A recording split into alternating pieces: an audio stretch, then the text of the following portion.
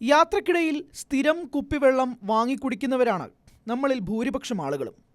കുടിവെള്ളത്തിലൂടെ പകരുന്ന രോഗങ്ങൾ പേടിച്ചിട്ട് തന്നെയാണ് ലിറ്ററിന് 15 രൂപ മുതൽ മേലേക്കുള്ള തുക കൊടുത്ത് കുപ്പിവെള്ളം നമ്മൾ വാങ്ങുന്നത്.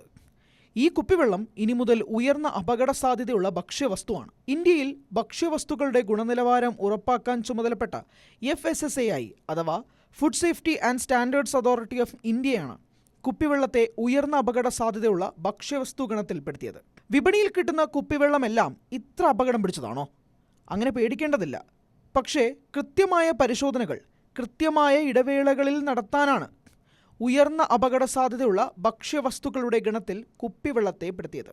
ഇനി ഒരിക്കൽ നടത്തിയ പരിശോധനയുടെ ബലത്തിൽ സ്ഥിരമായി കുപ്പിവെള്ളം വിൽക്കാനാവില്ല എന്നേ ഇതിനർത്ഥമുള്ളൂ. കുപ്പിവെള്ളത്തിൻ്റെ ഗുണനിലവാരത്തിൽ അത്രത്തോളം ശ്രദ്ധ വേണമെന്ന് ഉറപ്പാക്കാനാണ് FSSAI ശ്രമിക്കുന്നത്. കുപ്പിവെള്ള നിർമ്മാതാക്കൾക്കുള്ള കർശനമായ ഗുണനിലവാര നിയന്ത്രണത്തിലുള്ള സംവിധാനമാണിത്. ലൈസൻസുകൾ അനുവദിക്കും മുമ്പ് മാത്രമല്ല, തുടർന്നും ഇടവേളകളിൽ നിർബന്ധിത പരിശോധനയുണ്ടാകും. ഇന്ത്യയുടെ കുപ്പിവെള്ള വിപണി സമീപ വർഷങ്ങളിൽ ഗണ്യമായ വളർച്ച കൈവരിച്ചു. 2024 $3.84 ബില്യൺ ഇതെത്തി. കുപ്പിവെള്ളത്തിന് ഡിമാൻഡ് കൂടുന്നു എന്ന് തന്നെയാണ് ഇതിനർത്ഥം. കൂടുന്ന ഈ ഡിമാൻഡ് കുപ്പിവെള്ളത്തെ മുൻഗണനാ വിഭാഗത്തിൽ പെടുത്തേണ്ടതിന്റെ ആവശ്യകതയും വ്യക്തമാക്കുന്നുണ്ട്. BIS സർട്ടിഫിക്കേഷൻ നിർബന്ധമാക്കിയ മറ്റ് ഭക്ഷ്യ ഉൽപ്പന്നങ്ങൾ ഉയർന്ന അപകട സാധ്യതയുള്ളതായി ഇതിനകം തിരിച്ചറിഞ്ഞിട്ടുണ്ട് എന്നത് ശ്രദ്ധിക്കേണ്ടതാണ്. ഉയർന്ന അപകട സാധ്യതയുള്ള ഭക്ഷണം എന്നാൽ എന്താണ് അർത്ഥമാക്കുന്നത്? FSSAI ഭക്ഷ്യവസ്തുക്കളെ അവയുടെ മലിനീകരണ സാധ്യതയെ അടിസ്ഥാനമാക്കി തരംതിരിക്കുന്നു.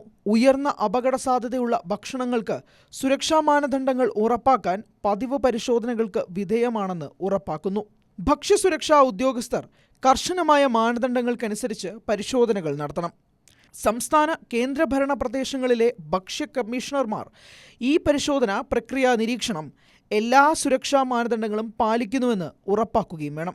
ആവശ്യമെങ്കിൽ ഫോളോ അപ്പ് പരിശോധനകളും നടത്തണം. കൂടാതെ ലൈസൻസ് പുതുക്കുന്ന സമയത്തും ഗൗരവമായ പരാതികൾ ഉയരുന്ന സമയത്തും പരിശോധന നടത്തണം. ഉയർന്ന അപകട സാധ്യതയുള്ളതായി തിരിച്ചറിഞ്ഞിട്ടുള്ള മറ്റ് ഭക്ഷണ വിഭാഗങ്ങളിൽ പാലുൽപ്പന്നങ്ങൾ, മാംസ ഉൽപ്പന്നങ്ങൾ, മുട്ട ഉൽപ്പന്നങ്ങൾ, മധുര പലഹാരങ്ങൾ, പോഷകാഹാര ആവശ്യങ്ങൾക്കായി ഉദ്ദേശിച്ചിട്ടുള്ള പ്രത്യേക ഭക്ഷണങ്ങൾ എന്നിവ ഉൾപ്പെടുന്നു.